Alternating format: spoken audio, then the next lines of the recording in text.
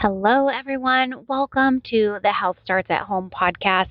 I'm your host, Holly Jean Mullen, and today I am coming to you beachside with a mini episode while I am quasi on vacation. So, this is a no frills episode. I don't have my intro today, I don't have my outro. I am literally at the beach. So, this episode is a inspiration piece from where I'm at. I want to talk about what's really happening when your body feels better while at the beach or while on vacation, but specifically a beach vacation, and why the sun and ocean are not threats to avoid as some may want us to believe, but they are actually tools for healing ourselves and really super awesome. So let's dive into it, starting with the sun. And first of all, I just want to say the sun is not our enemy. I know sunscreen ads, the media, they would all have us believe that the sun is a flaming ball of cancer. And in reality, we are solar powered beings. Every cell in your body runs on electrons, charged particles. And guess what? Sunlight provides photons, energy. And what happens when sunlight hits our skin is our mitochondria, those little energy factories in our cells, they use light to create ATP, which is the currency of life. You guys remember this from science class.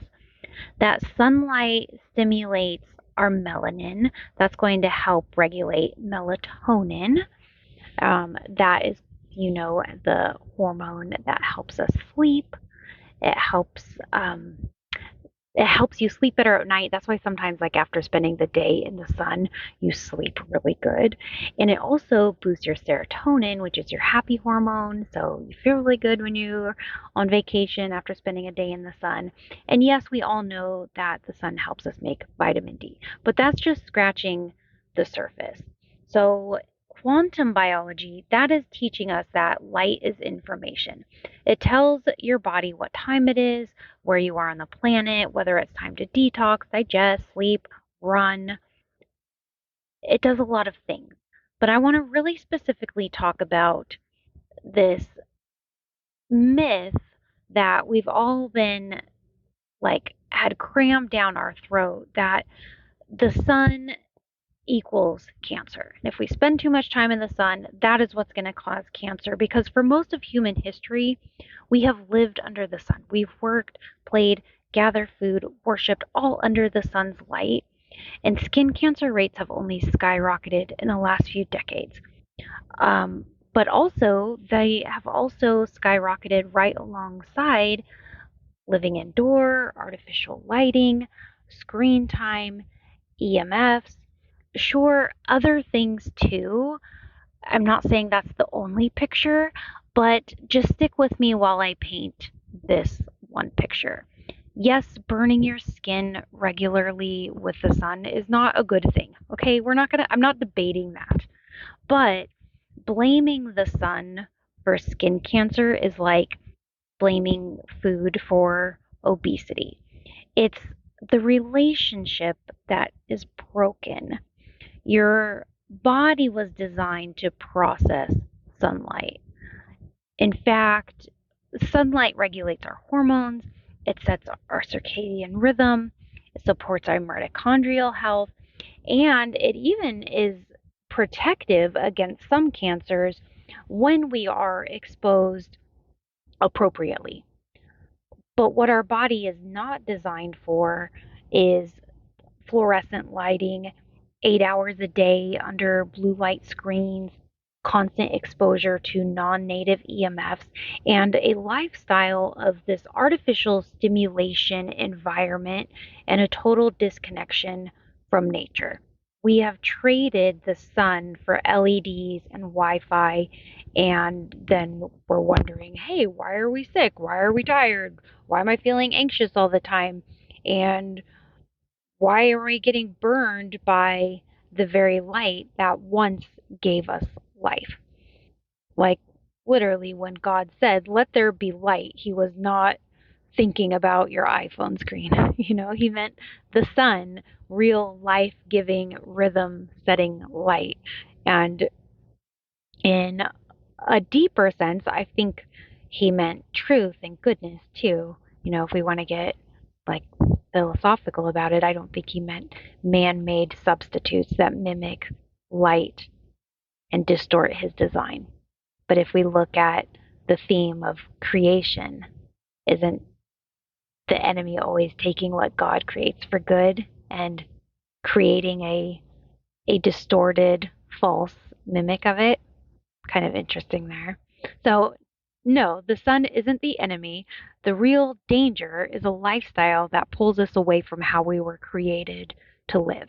So, I'm proposing that it's time to stop fearing the sun and to start questioning the things that we've accepted and wondering why is it now that the sun is being told to be a danger, and what has happened in our lifestyle and our environment that is maybe making us more sensitive to the sun. So, while on that subject, let's talk about another myth, because this has been kind of bothering me for a little bit now. And literally, as I'm sitting here at the beach, I feel like it's pertinent to talk about this because it's only partially true. And that partial truth, or actually partial truths, I think are the most dangerous kind. And what I'm feeling we need to talk about is the current trend that the idea of quitting seed oils is all it takes to protect yourself from sunburns. And that narrative goes something like, oh, well, ditch seed oils, ditch the sunscreen, and boom, you are safe from the sun. And it's seductive. It's sexy to say. It's sexy to believe because it's simple. Simple sells. But the real truth is that's a dangerous half truth message. And it leaves people vulnerable and falsely confident and literally leaves them burned because they're not getting the full story here. Are seed oils harmful? Sure, they are not the best. Are they unstable? Yes. They're unstable. They're oxidized fats that can damage cell membranes and promote inflammation. And when your cells are inflamed, they are more reactive to stress, including UV radiation. So, yes, cleaning up your dietary fat intake choices is going to help you respond better to stress of all kinds, especially UV radiation stress. But I want to be clear about something. This is just one piece of a much bigger picture. If you are really wanting to build sun resistance, it's often referred to as your solar callus. You need to look beyond food, and we need to really look into the way your body interacts with light, magnetism, and energy. And I'm not talking about like in a woo woo kind of way. So my Christian sisters don't start tuning me out. I'm not going to start going down some new age mantra hole here. Um, this is all biology, quantum biology, really. But we'll start with the fact that sunburns don't really start on the skin. They start in the mitochondria. And I know we started with that in the beginning of this episode. We're all remembering Biology 101. The mitochondria are the powerhouses of the cells. We were all taught to regurgitate that sentence, right? Mitochondria are the powerhouse of the cell. It was in a multiple choice quiz. We had to write it in an essay. but they are so much more than that. But we're going to keep it simple. And when your mitochondria are functioning well, they can handle oxidative stress and they can use sunlight to generate energy. But when they're dysfunctional because of things like processed food and artificial light, poor sleep, or our constant exposure to Wi Fi, UV light becomes inflammatory instead of therapeutic. And that is why some people can sunbathe for hours without burning, while others fry in 10 minutes. It's not purely just genetics. Yes, genetics helps, of course, that plays a role, but it's more so about energy and what's going on at the cellular level. And one of the most critical factors in sun resilience is morning sunlight. And the red and infrared wavelengths you get at sunrise literally prime your body to be able to handle UV light later in the day. And this light in the morning charges up the structured water in your cells. And that water is called easy water or exclusion zone water. And it acts like a biological battery. And that morning exposure also tells your brain to start producing hormones. And hormones that are important to how your body is going to respond then to your light environment throughout the day. It's going to tell your brain to start producing or producing melanin, which is your body's own natural sunblock. That's also what gives your body color or a tan or that skin pigment. And without that early signal, your skin isn't prepared. So you're at a little bit of a disadvantage before you even go outside for the day. And we're so used to being indoors that we're missing that morning exposure day after day, year after year. And so we're just becoming more and more sensitive to the sun. Then adding in another layer, there's the DHA component. And DHA is an omega 3 fatty acid. It's found in almost exclusively in seafood. And according to Dr. Jack Kruse, it is a non negotiable. And others in the quantum biology space feel the same too. But DHA is special because it embeds itself in the inner mitochondrial membrane. And unlike any other fat, it carries a unique pi electron cloud. And this allows it to absorb sunlight and convert it into DC electric current within the body. So, yes, our cells are designed to run on light, but that's only possible if they have the raw material to do the job. So, if we do not have DHA, no light to electricity conversion can happen. So if we don't have an electrical charge, we're having poor mitochondrial signaling. That means we have low energy, we're having poor tissue repair, poor energy, or poor cellular repair. And this is why simply removing seed oils isn't enough. Seed oils contain linoleic acid, which damages cell membranes, like we talked about. They can be inflammatory. They damage the linoleic acid, damages cell membranes, and it replaces DHA in our tissues, which can short circuit our ability to process sunlight at the quantum level. So avoiding the wrong fats doesn't automatically give you the right ones.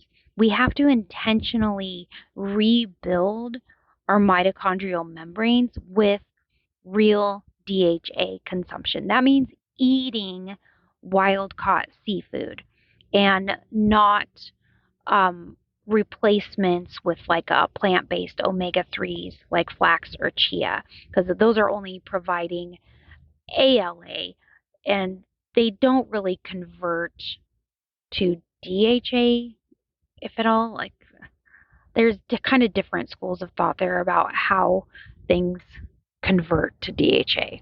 and whether or not they convert effectively, if at all. And again, that's probably bio individual as well. But our ancestral humans, like let's say living inland, right? Because not all humans are coastal. So if we're thinking about ancestrally humans living inland, they may have gotten by with minimal DHA because they lived in alignment with the natural light and magnetism and seasons of their environments. But today we're surrounded by artificial light and EMFs, and most of us are operating in a full blown environmental mismatch. So, in our modern context, DHA becomes even more essential because it's not just for our brain health, but it's for restoring our mitochondrial integrity and reconnecting our biology with the light that we were designed to run on. So, yes, the seed oil crowd is partially right. Those fats damage your system, but they're missing the deeper mechanism. They're missing part of the story here. It's not just about reducing inflammation, which is important, which is huge, and you will feel better doing so, yes. But the other part here is that it's more so about restoring your body's ability to create and hold energy from light. And that's where the DHA comes in. But supporting your mitochondria with DHA is also only part of the equation here. We also have to be able to let the light in, and that starts with our eyes. And you can be eating all the wild salmon you want, but if you're blocking the sunrise with $200 Ray-Bans, you're still kind of short circuiting your system because the light isn't just for our skin. Our eyes are really ground zero for sun resilience. And when we're wearing sunglasses, especially in the morning, it's one of the biggest mistakes we can make, especially ladies. I hope you're listening to this. When we're trying to build sun resilience. And just as an aside, if you're someone who feels like you need to wear sunglasses all the time, if your eyes are that light sensitive, um, that also is just a direct indication of how much you need to work on your sun resilience because your adrenal health is suffering, which all ties into this whole cycle here. And I also get that putting on sunglasses, it's habit, it's fashion, and it's what we're taught. We're taught to protect our eyes, we're taught to avoid wrinkles, to stay safe.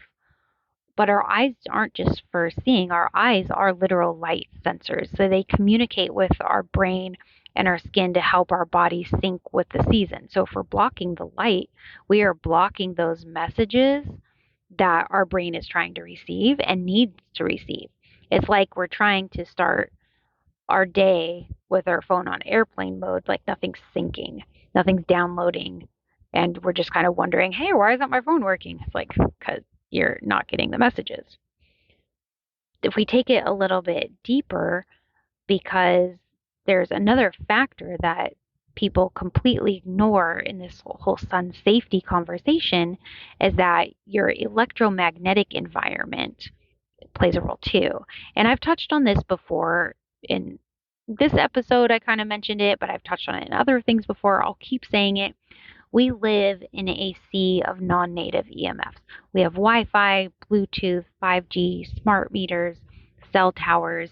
These invisible stressors are constantly disrupting mitochondrial function.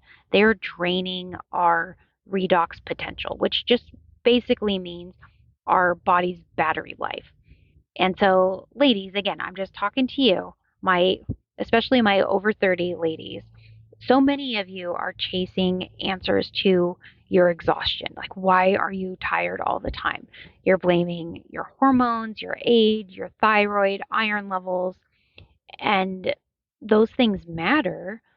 You're overlooking the most basic foundational input your body needs to function, and that is your light environment. The wrong light at the wrong time is just as disruptive as the wrong food. And honestly, there's strong evidence and strong arguments that it could even be worse. And that light is really the foundation of all of this, more than food, more than exercise, but our light environment. And when our cells are energetically bankrupt, when they're not charged up by natural light and grounded by the earth, even moderate sun exposure can become inflammatory. And at nighttime, the blue light from screens and overhead LEDs, those trick your body into thinking it's high noon. And that's going to suppress melatonin. It wrecks your circadian rhythm. It hijacks your body's overnight repair process. And so you're not only not healing, but your skin is now aging faster, which is not what we want, right? We are not trying to do that. We're trying to do the opposite of that. So even if you've never stepped foot in the sun, you are aging faster. So all this talk about how the sun ages you, well, the opposite actually might be true, more true. So this is why things like cold exposure, grounding, quality sleep, eating mineral-rich local food, being metabolically flexible, so being able to shift in and out of ketosis as our bodies are designed to do, these things are so important because they support the mitochondria. And the real gatekeepers of our energy and our metabolism and our sun tolerance are our mitochondria. Just an example, like ketosis helps reduce oxidative stress, which means fewer inflammatory byproducts when you're in the sun and more energy available for healing. So, the big takeaway here is that you don't hack your sun immunity by getting rid of seed oil. You build it by kind of aligning your lifestyle with nature, not just cutting seed oils or skipping sunscreen, which also I didn't even touch about skipping the sunscreen. Like, yes, sunscreen's important if you're going to be outside in the sun all day, every day.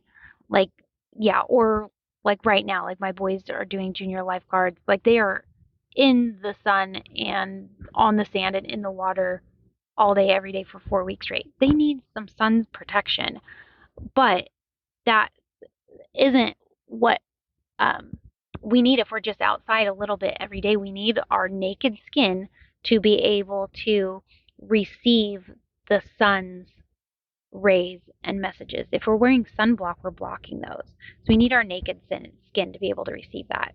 Real sun resilience is going to come from waking up with the sun, getting rid of the sunglasses in the morning, touching the earth with our bare feet, eating what grows and walks in our region within the season that it's supposed to, turning off our blue light at night, and just living like a human again in the way that we were designed to live.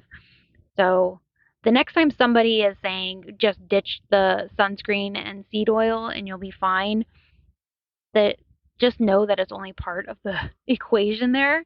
But the next part of this I want to talk about is this like final ingredient in this vacation elixir of healing is the ocean. The ocean isn't just relaxing, the ocean is also electric. Seawater contains a mineral profile that is nearly identical to human blood plasma. It has magnesium, calcium, potassium, and sodium. These are your body's electrolytes. So when you soak in the ocean, your skin actually absorbs these elements. You're not just floating, you are kind of also recharging your body's electrical currents. Salt water conducts electrons and negative ions, so they help neutralize oxidative stress. And that's inflammation at the cellular level, as I mentioned earlier. So, seawater is restoring electrolyte balancing, it's supporting detox, it delivers microbial diversity to your skin that can benefit your microbiome because the ocean has microbes. It's not sterile, especially if you're swimming here in Huntington. by the river after it rains. Could be a good thing, could sometimes be a bad thing, depending on where you're swimming. But that aside, then there's also the rhythm. The rhythm of the ocean, the sound of the waves, the pull of the tide, the way your body feels suspended and safe when you're floating in the ocean. This is your nervous system tuning into that. Your nervous system is hardwired to respond to that. Your vagus nerve literally chills out. Your thoughts get clearer. It isn't just in your head, it is how our body is designed to connect and respond to nature. It's very, very cool. It's very cool. The ocean water is more than just salty, it's alive. It's alive, it's mineral rich, electrically conductive, and it's an environment that interacts with our body on this energetic level. And water in nature isn't just hydration. Like food that we eat, water is information. It carries charge, it responds to frequency, and it moves in rhythm with the earth.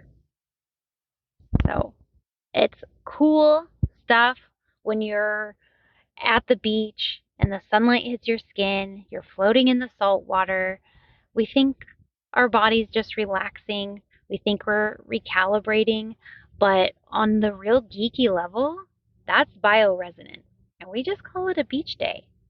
So I am going to get back to my beach day and wrap this up here. We spend so much of our lives indoors, just cut off from the natural inputs that our bodies were made to receive. And we then wonder, why are we anxious? Why are we inflamed? Why are we exhausted? So the next time someone says the sun is dangerous or the ocean is dirty, maybe you'll remember this podcast and just smile and maybe share it with them. The sun charges us. Salt water heals us. Our bare feet in the sand, that grounds us. These things don't have to be on like saved for luxury vacations. They can be biological requirements. So the next time you are on your beach vacation, or if you're planning your beach vacation, just think of it as a reboot, because as I'm recording this barefoot and salty at the beach, I am not just relaxing. I think of this as getting back into rhythm.